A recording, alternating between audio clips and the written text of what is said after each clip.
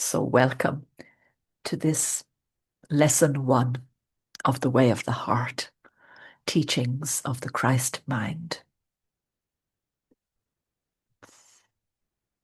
And indeed, once again, greetings unto you, beloved and holy friends. I come forth in this hour yet again to abide with you where you believe yourself to be. For in truth, if it were not for the fact that you are choosing to turn your attention to the world of physicality through the vehicle of the body, our communication would not require the device of what you call channeling, nor the devices of the technologies of this world in which to record and capture words that are themselves but the reflection of what the words would point your mind towards.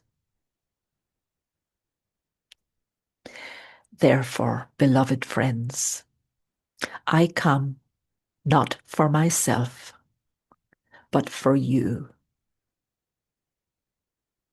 I come not to teach you, but to love you until you choose from the depth within your own being to set aside every illusion you have ever given credence to, and to remember the truth which alone is true. For indeed, in that hour, there is a transcendence of all that knows limitation. There is a transcendence of all that knows coming and going, birth and death. There is but the mind of Christ within each of us as a spark of divine light, as a sunbeam to the sun, rests eternally in perfect communion and perfect communication always. Now, of course, the great secret is that that is the state of your reality. That in each and every moment you abide in perfect communion with the whole of creation. Since all things are but temporary modifications of the one fundamental energy, which I have chosen to call the Christ mind, the offspring of the Father.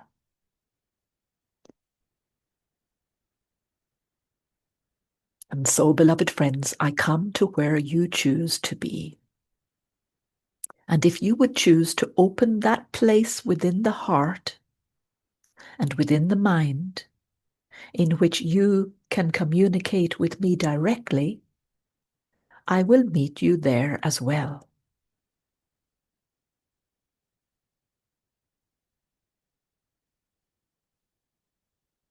What is important then, by way of our beginning, is to consider the simple fact that your experience is always the effect of where you choose to focus the attention of your consciousness.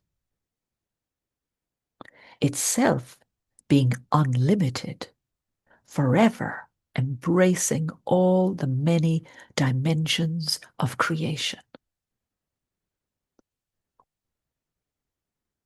You abide in that which embraces all things, in all ways, at all times. And in truth, you do not know separation, birth or death, gain or loss.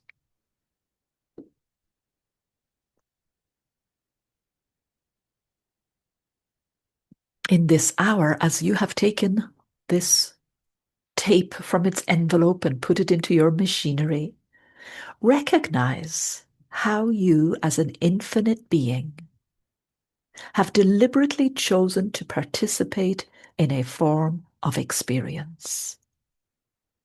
You have therefore called to yourself this sensory apparatus of the body through which to filter the energies of this physical domain,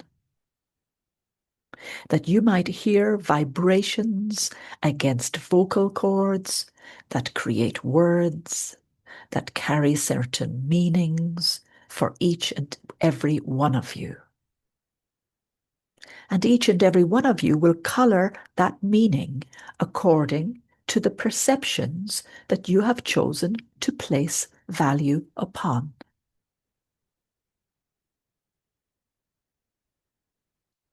Does this mean that some are ahead and some are behind? It only seems that way. In reality, each of you is equal. Each of you choosing from your infinite freedom to attract to yourself certain vibrational frequencies, if you will, certain forms or qualities of experience. That freedom is what you abide in always. From before the foundations of this world and long after this world ceases to be. In each and every moment, then, you cannot be a victim of what you see, and nothing is outside of you. What you experience, you have directly and deliberately called to yourself. And if you hold the thought that, well, I don't like what I've called to myself, that's perfectly okay too. For then, you have called to yourself the experience of being in judgment of yourself. Merely look with the wonder of a child and see what it feels like, and ask yourself, is this an energy I wish to continue in, or would I choose something else? For ultimately, when all possible choices within the dream of separation have been made, have been tasted, have been felt, have been known, then, finally, there emerges the still, quiet voice of spirit that speaks through the soul, whispering of the one truth and the one reality, the one love, the one peace, the one bliss that is continual.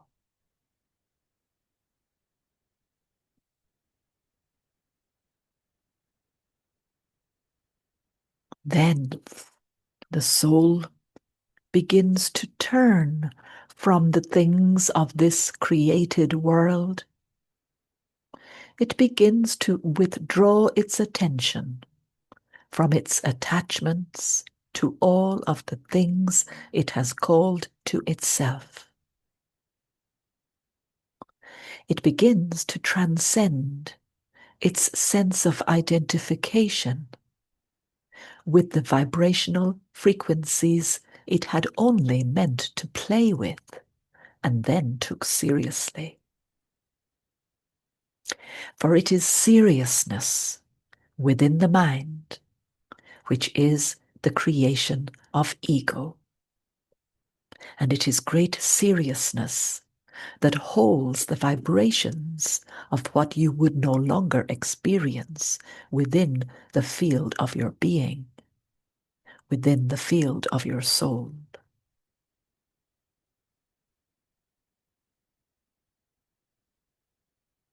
And as you, as the soul, the individual divine spark, begins to choose to withdraw the attention, to withdraw the value you have placed upon all things, And as you learn to simplify the nature of your own consciousness, as you begin to realize that you can surrender into something that seems beyond you, that you can entertain the insane thought of trusting the invisible,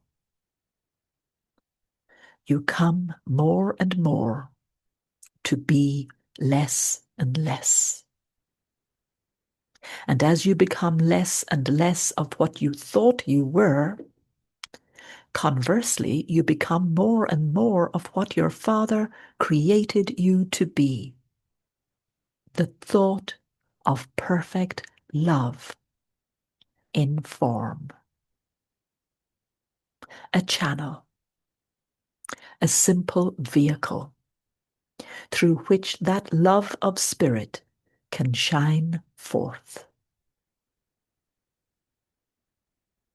And your only task becomes the cleaning of your windows, the polishing of your floors, the weeding of your garden, so that that light can pour forth unimpeded.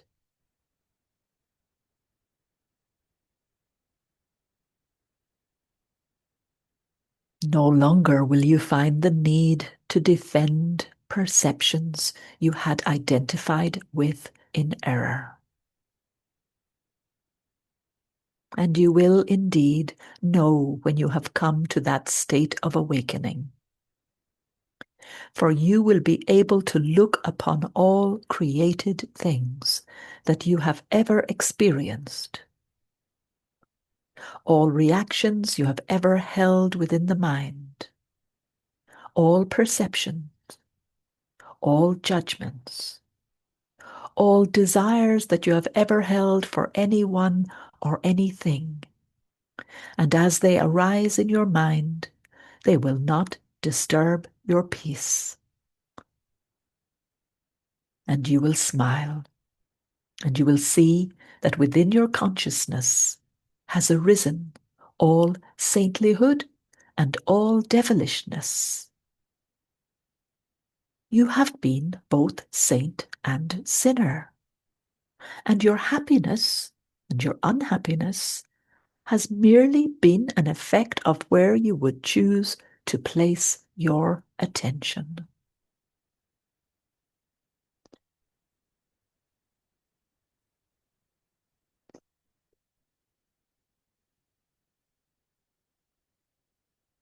Indeed, beloved friends, I come forth to meet you wherever you are,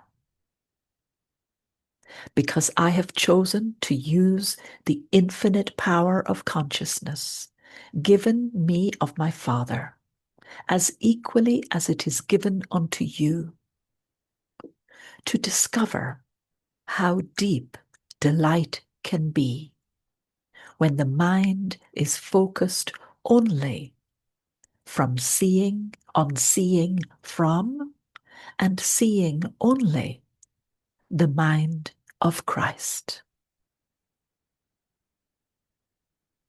I have therefore called to myself all multitude of experiences.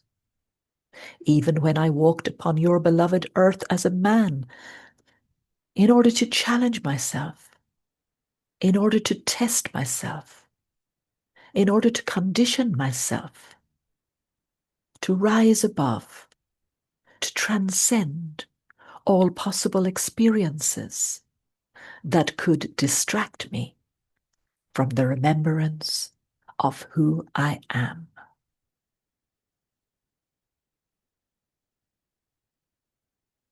You could say, by the way, that my crucifixion was simply the climax of my own direct choice to be challenged by the events of space and time, so that I could cultivate within myself the ability to see from and to see only the perfect purity of the mind of Christ.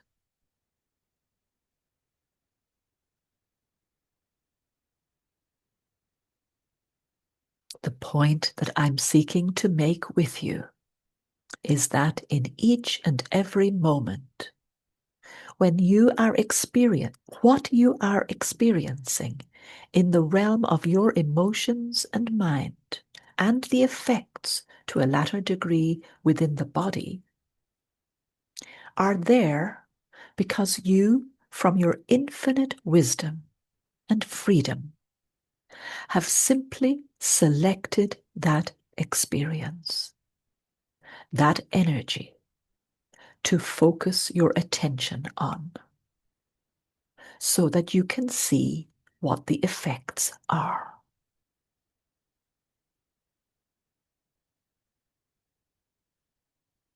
The insanity, you see, does not come from having chosen to see something other than the mind of God. The insanity which you experience as your pain and as your suffering and as your seeking and your dramas comes only from your mistaken choice to become identified with what arises in the field of your awareness. You therefore lose sight of innocence. For indeed, all events are perfectly neutral, and you are free to see them any way you want.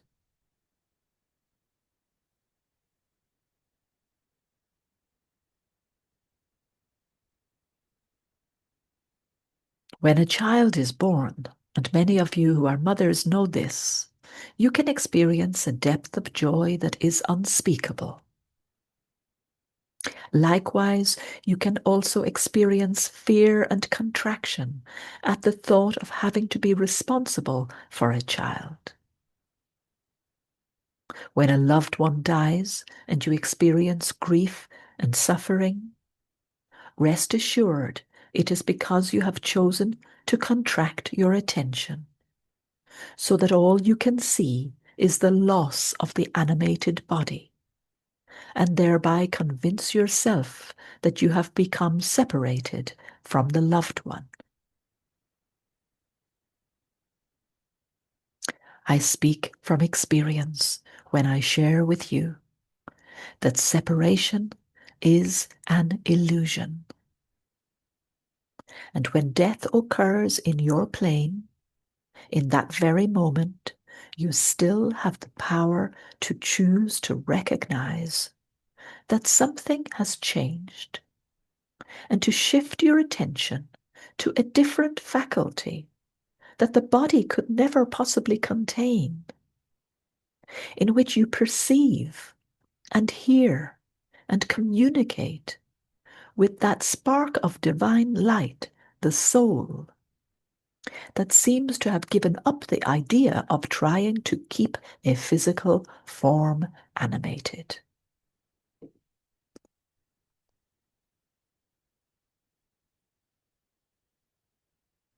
It is therefore imperative, and in fact it is the very first step on what we are going to call the way of the heart. The first step in awakening is to allow into the mind the thought, the axiom, the truth, that nothing which you are experiencing is caused by anything outside of you. You experience only the effects of your own choice.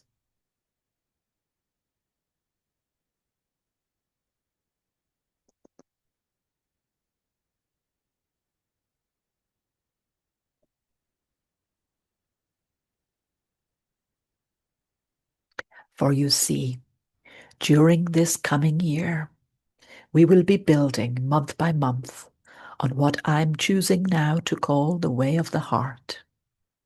It is the way unknown to the world. It is a way unknown to many that would call themselves spiritual teachers. For it is not a way of resting on or becoming dependent on magical means. It is rather that pathway that cultivates within you the decision to turn your attention upon your own mind, upon your own behavior, upon what is true and real for you, moment to moment,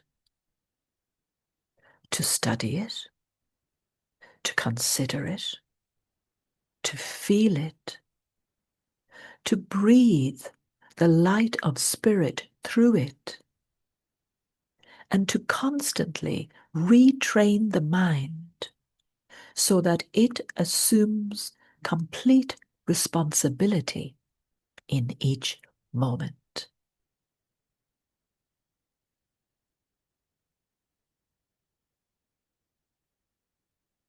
And why is this necessary? Because without it, there can be no peace. Without it, you cannot transcend the false identifications that you have chosen. To use perhaps a simpler form of your language, you need to come to the point where you say to yourself, I've done this to myself. I did it. I must correct it. No one is to blame. The world is innocent.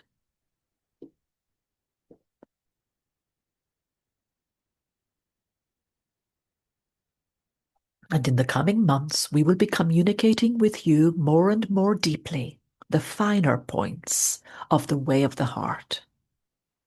For it is that way that was taught to me, and it is that way to which I have pointed you with many, many clues. It is that way that brings about the reversal of every thought you have ever had about anyone or anything. It is that way alone which allows you to pass back through the eye of the needle and to come to rest in the perfect peace from which you have sprung forth.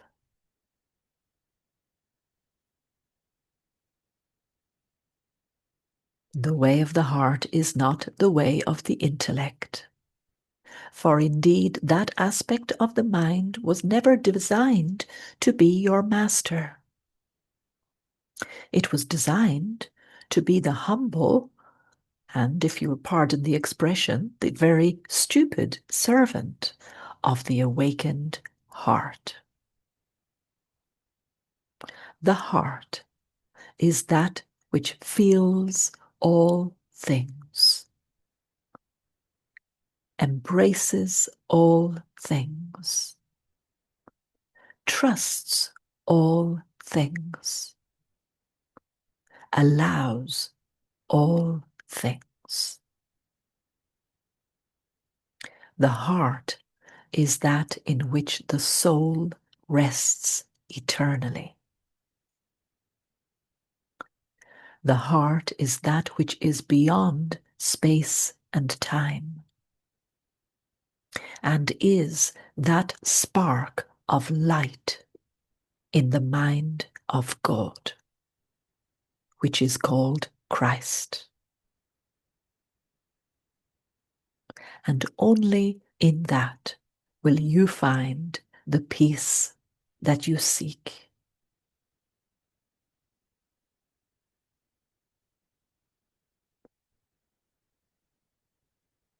You will discover then that the pathway of awakening is not a pathway of avoidance, but a pathway of truthfulness. It is not a pathway of accomplishment and pride, but a pathway of releasing from the consciousness every hope and every wish to be special, to see yourself as having made progress, so that you can pound a fist upon the chest and spread the tail feathers. It is a transcendence of the hope of somehow getting God's attention, so that he will look upon you and say, "Oh, you've been such a good person. Oh, my goodness, yes. Well, I think we'll allow you into the kingdom now." It is a way in which you will come to cultivate, regardless of your inner experience or degrees of awakening, to cultivate the willingness and the art of returning to the simplicity of empty-headedness and not knowingness with each and every breath.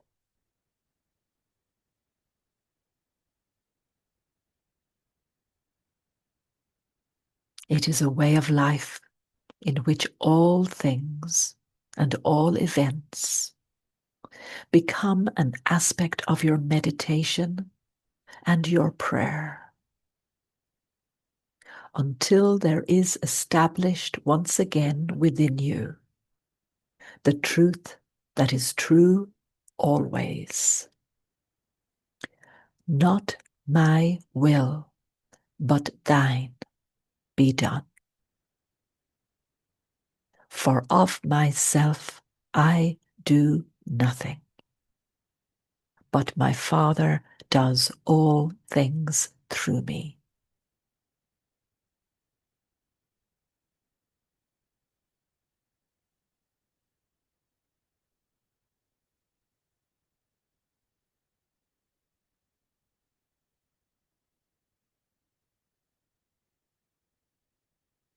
Imagine then a state of being in which you walk through this world, seemingly appearing like everyone else.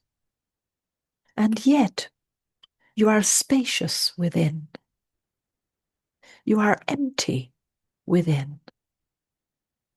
In truth, you desire nothing, though you allow desire to move through you.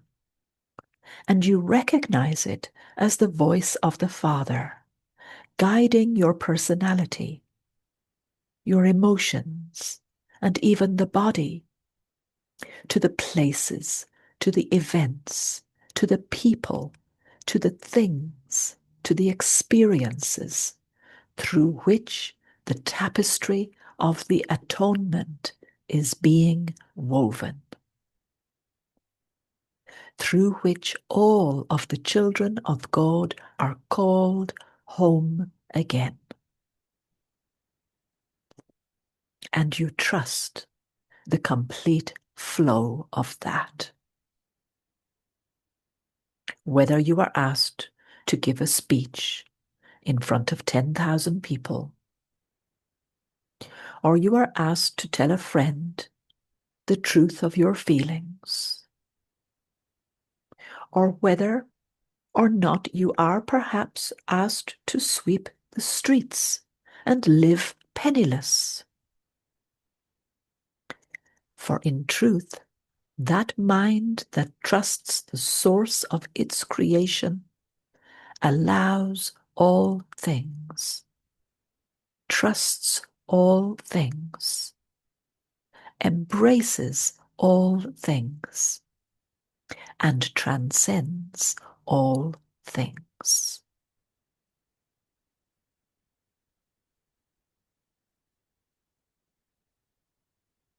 Rest assured, then, whenever you feel frustration and anxiety, it is because you have decided not to trust the truth. And the truth is simply this: only God's plan for salvation can work for you. Your way must always fail. For your way begins with the illusory and insane assumption that you are a separate being from the mind of God, and must therefore direct your own course.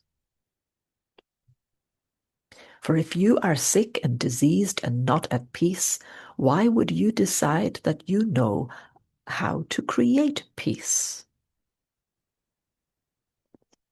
It requires great humility to accept the first step of the path. I have done all this. I must undo it.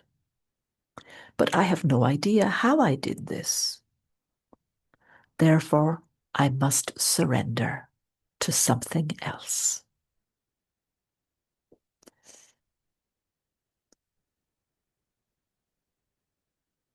I want to give you this thought. What if the very life you are living and each experience that is coming to you now, since the moment you decided, I've got to awaken here? What if everything was being directly sent to you from the Father? Because your Father knows what is necessary to unravel within your consciousness to allow you to awaken. What if the very things you are resisting are the very stepping stones to your homecoming? What if you achieved a maturity along this pathway in which you were finally willing to let things be just as they are?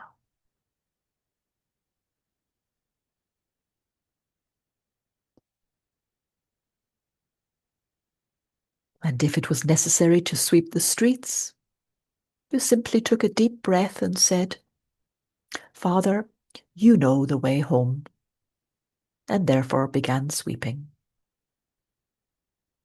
And up into the mind comes the thought, oh my God, I won't be recognized. I won't stand out. People won't think I'm special if I'm just a street sweeper.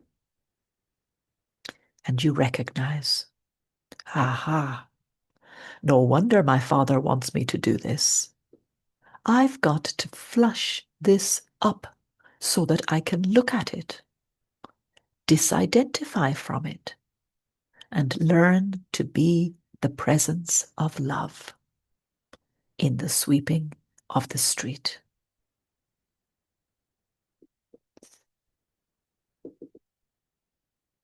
For in truth, I tell you, the least of these among you, according to your perception, is already equal to the greatest.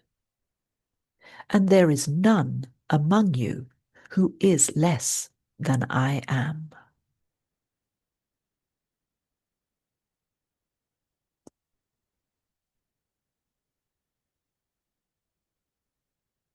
And so the way of the heart begins there. It begins by accepting the humility that you have created quite a mess within your own consciousness. You've created a labyrinth and gotten lost within it, and you don't know the way back. That of yourself you can do nothing. For all you've managed to achieve is the creation of a whole lot of insane dramas that are in truth occurring nowhere except within the field of your mind. They are like chimeras, like dreams. In truth, there is no difference between a waking state in which you would be the director of your life and the dreams you have when the body sleeps at night. They are both the same thing. I wish to direct you to peace. That peace which forever transcends the understanding and comprehension of the world. I desire, because my Father desires it through me, to bring you wholly to where I am, so that you might discover there is someone that got there ahead of you. And when you look closely, you say, "Ah, it's myself. I have always been there, but I forgot."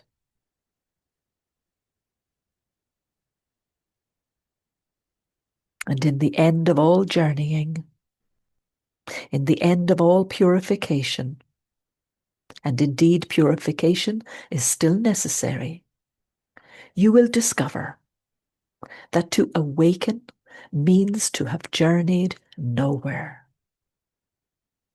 It means to have arrived at a goal that has never changed. Awakening is only remembrance. But it is a remembrance not just of the intellect, for that's an idea.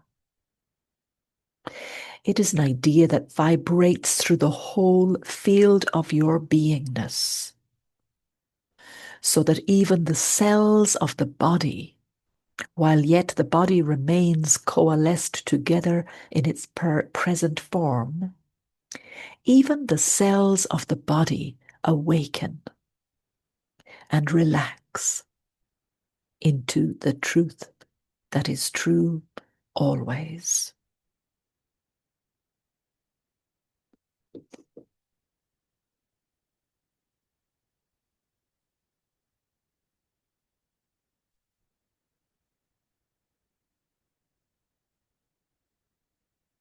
The way of the heart. If you were a gardener, would you not cultivate the art of weeding your garden? Would you not look to see that the soil is just the correct dampness? Would you not keep your eye on the clouds on the horizon and the heat of the day? Would you not cover the delicate plants that need protection while they grow strong? And if those that would come would not respect your garden, would you not ask them to leave or build a temporary fence while the garden is strong, until the garden is strong enough, until it bursts forth with enough fruit so that you can give to even those who do not respect it? Be you therefore a wise gardener. Cultivate a deep love and respect for yourself. For you are not here to fix the world. You are not here to fix your brother or sister. It is only love that heals. And until you have loved yourself wholly, by having purified the mind of every erroneous thought you have ever held, until you have loved yourself, you do not, in truth, love anyone or anything, except in those brief moments when you would let your guard down and the love of God shines forth through you, so quickly you don't even know what happened.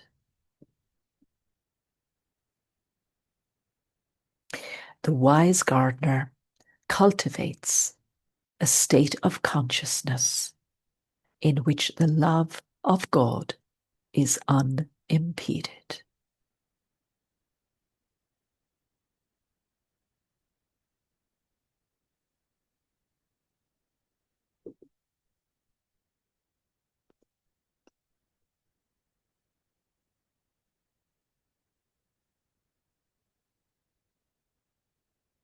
Beloved friends, Those of you that have elected to answer a call to participate in this pathway with this family, if you would make your commitment to trusting your Creator for having set before you a pathway that can indeed lead you home, you will indeed arrive at home. But commitment means you don't get to leave the room when the shouting begins. The shouting we're speaking of is the shouting within your own mind, within your own body, within your own emotions. That you will stay with these things by being honest about them and loving yourself for ever having the power to even create such insane perceptions of yourself and the world around you.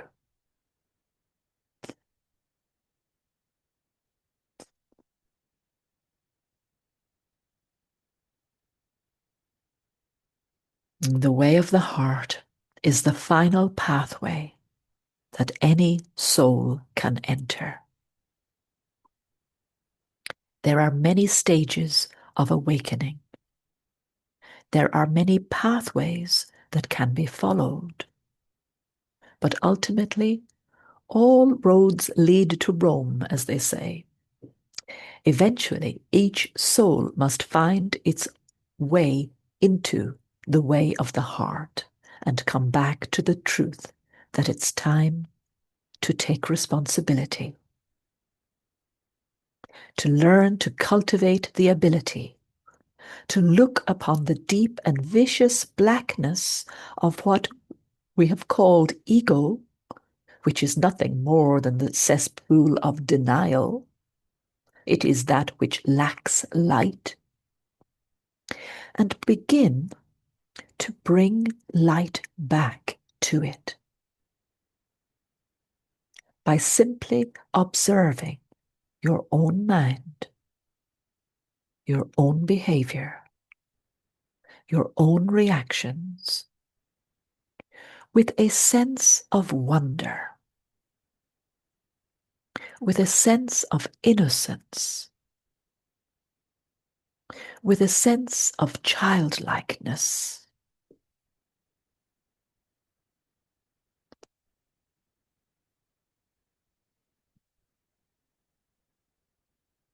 For is it not written that you must again become a little child to enter the kingdom?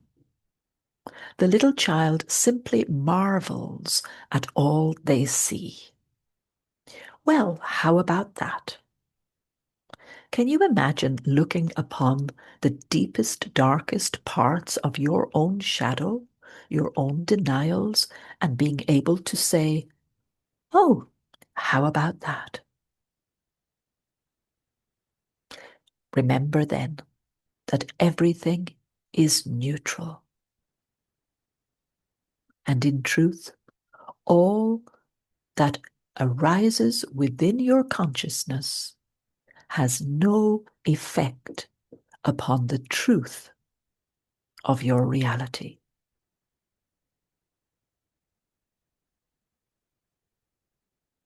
The way of the heart, then, is a way of cultivating the decision to become identified with the light that can shine away all darkness, not by fighting with it, but by recognizing it, embracing it as its own creation, and choosing again.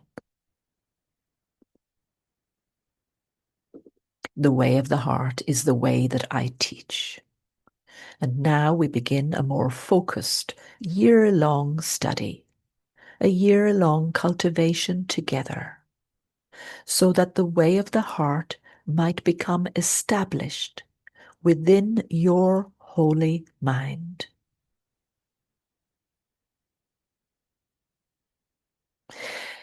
We will be drawing indeed upon many sources, and there may be some surprises. according to who may choose to speak to you through this vehicle.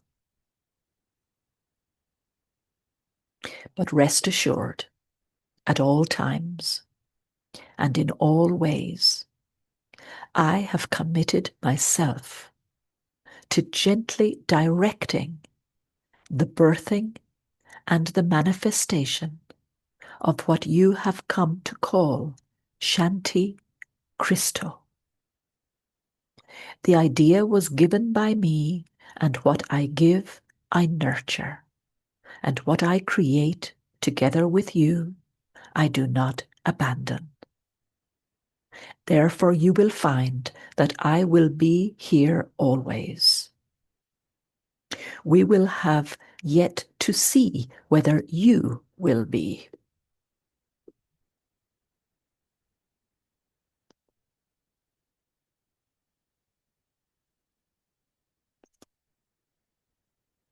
Remember then, always, that what is true always. Is it not time, beloved friends, to truly step into ownership of your own reality? The way of the heart does not know the word avoidance. The way of the heart does not know deception, manipulation, or control. The way of the heart does not know blame, although it watches these things arise as echoes of now old patterns, now outgrown. It learns to see them, to recognize them, like you might recognize certain kinds of clouds that pass through the sky, and then to turn the attention of the mind to a new choice which might be made.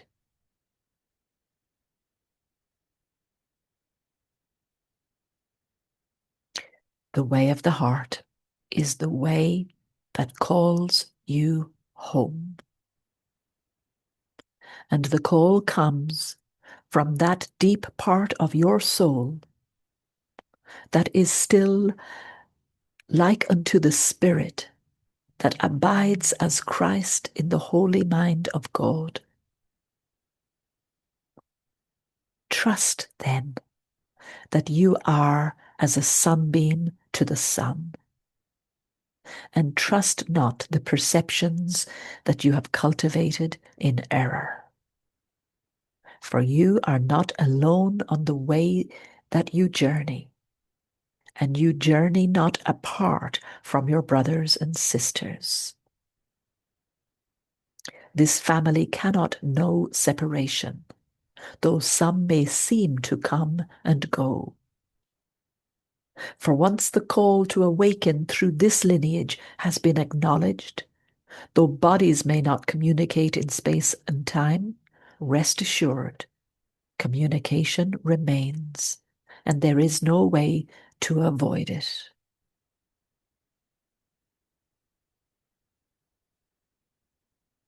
And so we begin the way of the heart. We enter now a stage where it's time to stop listening out of polite kindness or out of curiosity, and to step into the willingness to don the mantle of that one committed to healing every obstacle to the presence of love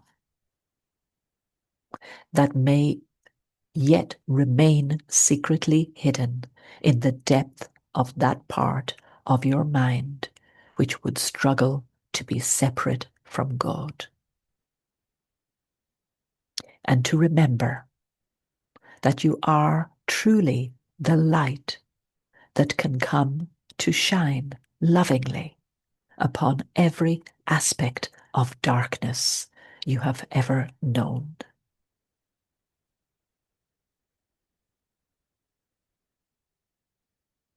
So along this pathway this year, we are going to learn how to shake hands with the devil, to do a little jig with him and recognize his face to be your own. And when you can dance with the darkness that you have created, that darkness is transformed into an angel, and light abides with light.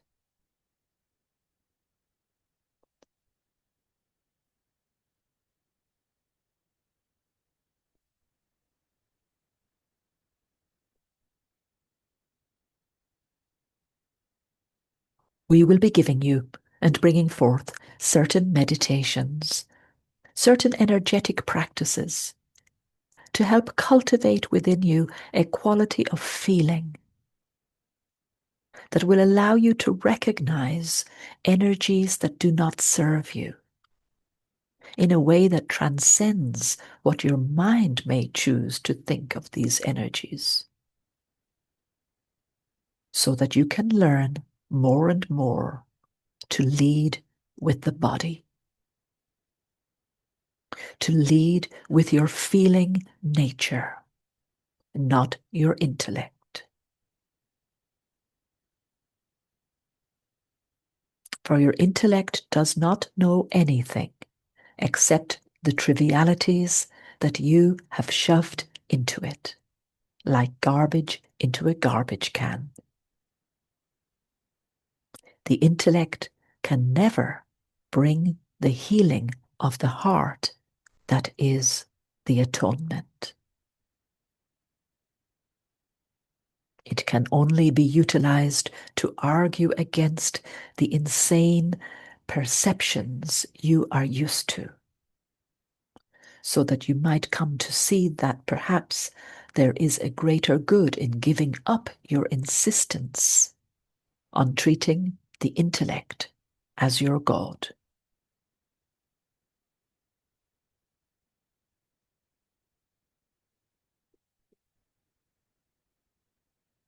Therefore, indeed, beloved friends, dance often, rejoice, play often. Let this year be that year in which you bring up within yourself everything unworthy of the mind of Christ, every thought of scarcity, every sense of unworthiness, every fear.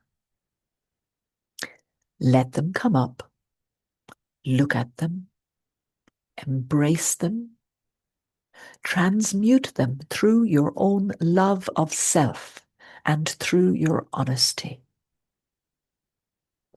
Accept where you are and don't pretend to be otherwise. For the wisest are always the most humble.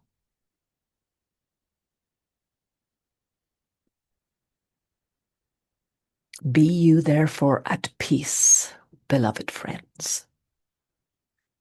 Be you therefore at peace in all things.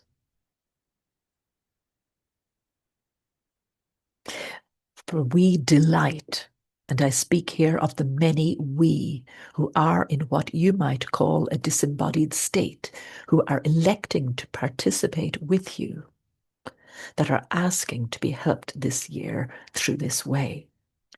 We delight in joining with you. We delight in loving you. We delight in waiting on you to welcome yourself home.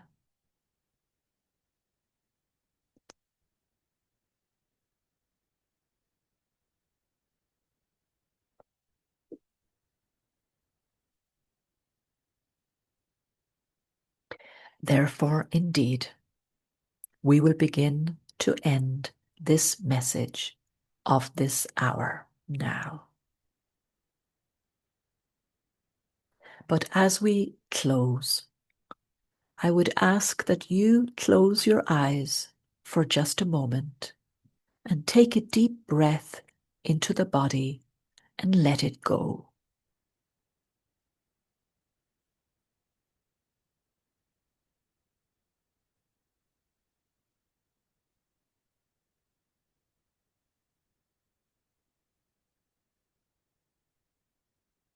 And as the breath leaves the body, hold the thought that there is nothing worth holding on to any longer that keeps your peace and happiness at arm's length.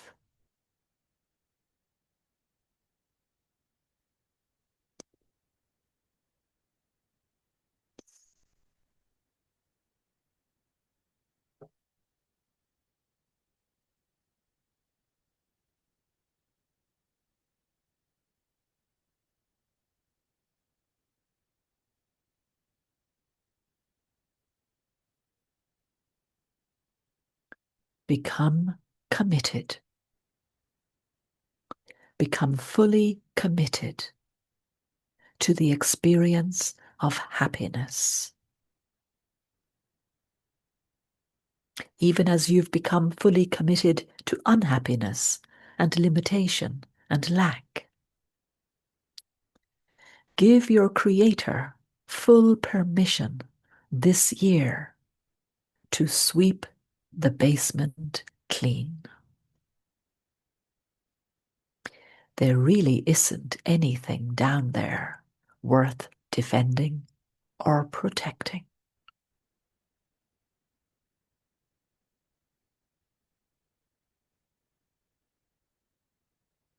And it will come to pass that you will know the perfect peace of empty-headedness, not knowingness.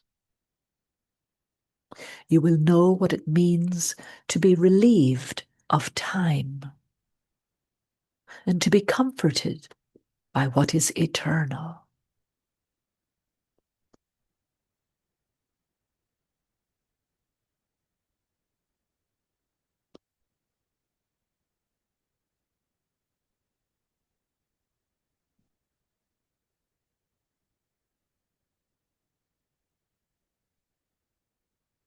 Peace be unto you always,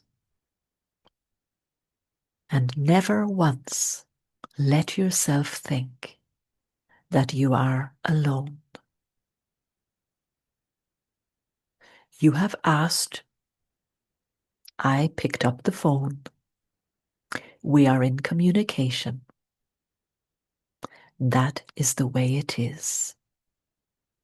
That is the way it will be until the end of all illusion.